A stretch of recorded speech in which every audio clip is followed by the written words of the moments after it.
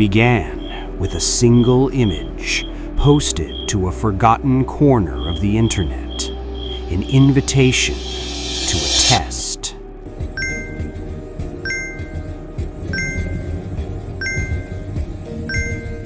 Thousands of curious minds stared at their screens. They had no idea this would consume their lives. The image wasn't just a poster. Hidden within it were layers, a book cipher, a spectrogram concealing a message in sound, GPS coordinates leading to somewhere. The puzzle demanded something unprecedented. It demanded you leave your screen and step into the real world. The first physical clue, a phone booth ringing in the middle of nowhere.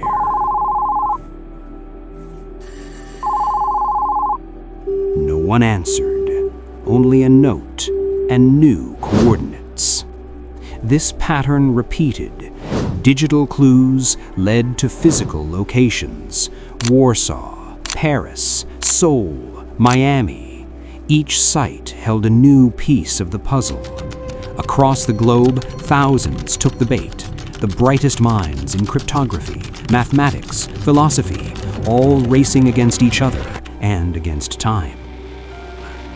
They encountered number stations, Cold War relics broadcasting encrypted audio. Within the static, images emerged. Then came the Liber Primus, the Book of the First. 74 pages of hand-drawn runes. A cipher so complex that to this day, parts of it remain unsolved. Each symbol was a gateway.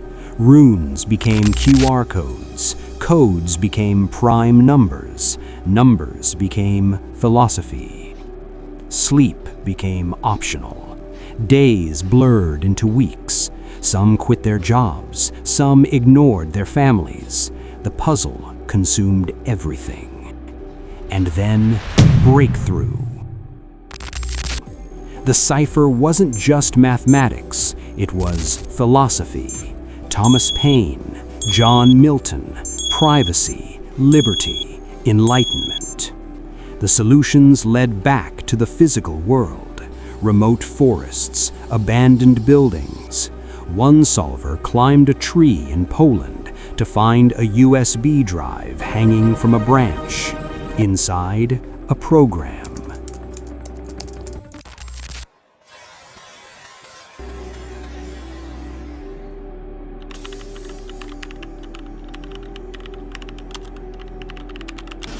The coordinates sent them traveling, cross-country flights,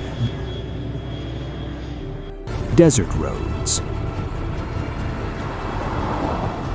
mountain peaks, each destination more remote than the last.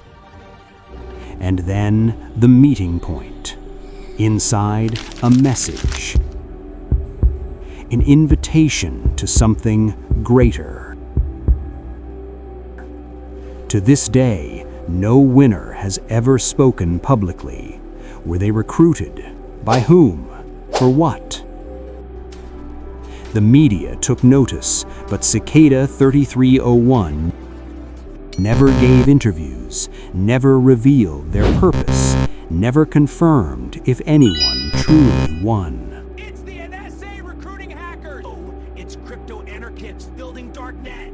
Instead, it's a sick society like the Freemasons. Or something far darker. Theories erupted.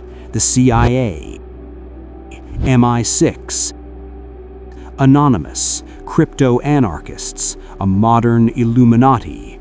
Everyone had an answer. No one had proof. Some believe Cicada was recruiting for intelligence agencies. Others think it was building an underground network of the world's most brilliant minds, a secret army of cryptographers. A few claimed they solved it, their identities hidden, their voices distorted. They spoke in riddles about enlightenment, privacy, and a greater purpose. Then they vanished.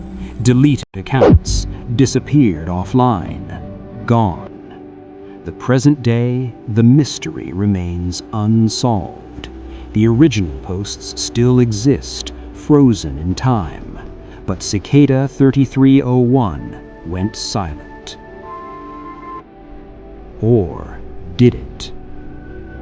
Because those who know see the signs everywhere. The places remain: the phone booth, the tree, the bench. Silent witnesses to a mystery that captivated the world.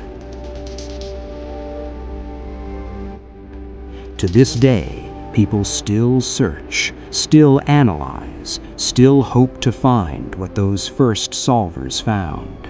The Liber Primus remains partially unsolved, a challenge waiting. Some say the puzzles never stopped. They just got better at hiding them.